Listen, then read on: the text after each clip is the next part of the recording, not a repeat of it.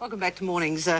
Dale Beaumont and Brent Williams join us this morning. We've got some people in to ask some questions, and we're talking about helping the youth, the average age 11 to 21, people who attend your seminars. And I know we do have a couple of questions here. Yes, sir. Your name is? Chris. Hi, Chris.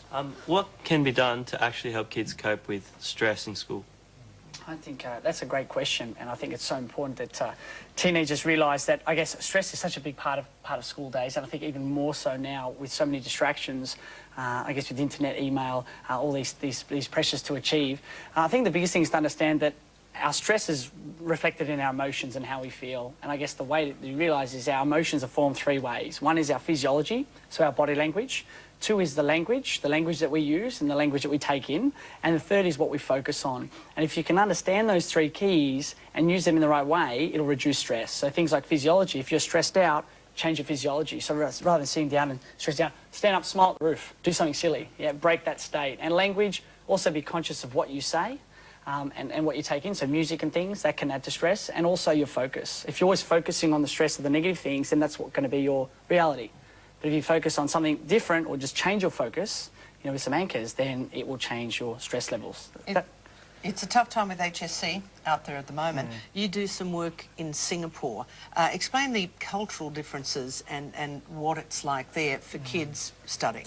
Well, in Singapore, there's so much pressure to succeed academically, even from a really, really small age. And we have our HSC here, which is in Year 12. They have an equivalent to the HSC in Year 6, and that determines what high school they get to go to. So there's a lot of pressure. What's the result there of that pressure? Well, just a feeling of depression, definitely, is a major concern for a lot of young people. And also... and at 12, what's the suicide rate like? It's quite high, very high. At 12? At 12. Yeah, because if they don't get the marks, then they don't get to go to the good school, then it reflects on the parents, and then they think, well, this is kind of like shameful family unit doing this together, and my kid hasn't gone so well.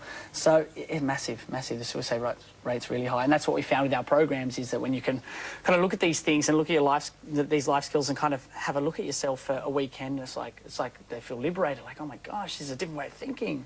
It's not all about the study and the stress and doing all these things. There's a lot more to life. Just talking to people anybody who is interested enough to go to a course wants to develop personally. Yes. Can you help people who really wouldn't even think of doing it in the first place and think, it's all that American hoo-ha? I guess that's the biggest challenge with working with teenagers, is that majority of them, unfortunately, come kicking and screaming. Well, about 80% don't want to be there at the beginning. Yeah, they kind of come in on a Friday night and Dale night, standing up on stage, and they're sitting there with their mobile phones, and they're kind of looking around and saying, I can't believe I'm here for 28 hours. But the whole thing is, when people say, well, Brent, how do you motivate people? What gets them going? And even if they don't want to be there, I think it's very easy to motivate someone where you can paint a picture of their future clearly enough. If people can see the possibilities that they have in their life and what they can actually do, you just get excited. It's a natural high. So we found that sometimes it's tougher than others. Some people will fight it. But over 28 hours, it's amazing, and everyone kind of gets that outcome. We have a question at the back there. Oh, yeah. Your name is? My name's Jessica. And what is a comfort zone, and why is it so dangerous? Well, I think a comfort zone is just something in our lives which we feel okay about. And usually when we step out of our comfort zone, we experience different emotions. And some of those can be fear, anxiety, or just a feeling of nervousness. And for most people, they go back into their comfort zone and nothing changes really in their life. But what we've discovered is when you push through those emotions, as we say, feel the fear and do it anyway, then you actually grow. You grow as a human being. And when you continue to grow, you ultimately achieve success. So the more successful you want to become in life, the more fears you have to push through, and the more you're going to grow.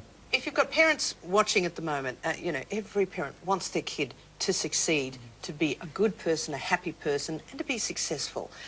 But there's drugs, there's bad company. What do you say to the parents when they just don't know what to do? They don't want to push the kid out the door, but they have to do tough love? What's the answer? That's a really hard question to answer, because there's so many different problems. Every teenager is unique in their own way. Every parent has their own way of dealing with things. I guess the biggest thing with regards to success and all of those things that come with it is environment. So it's kind of what environment is your teenager in, and that's usually reflective of what's going on in their life. But how do you get your child to change company? And bad company can be, you know, a very, very detrimental thing on a kid, on a teenager. It's everything. It's everything. So many times I've seen it's based on their environment, their friends, their circle of friends, is what's going on for them. I would say with parents is that a lot of the times that parents will say, look, you know, son or daughter, can you do this, and we want to tell them, like, our life skills. I've learned so much. Do you understand what you're doing? But the problem is, when you tell people what to do, they want to hear it. What people want to know is that you care.